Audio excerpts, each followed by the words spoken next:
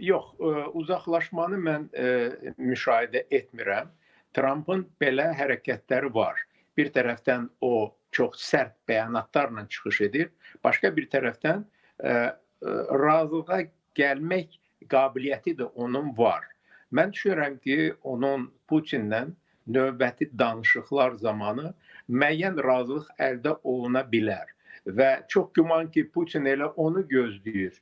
Putin çox istərdi ki, Trumpla bu danışıqları aparsın və beləliklə dünya da görsün ki, Putinlə rəsmi Moskva ilə deməli hesablaşırlar, ona qarşı heç bir deməli tədbir görülmür, sanksiyalar artıq bundan hətta Vaşinqton bəyan edib ki, bəlkə də müəyyən sanksiyalar da azala bilər və bəzi sanksiyalardan deməli ABŞ hətta imtina da edə bilər Rusiyaya qarşı.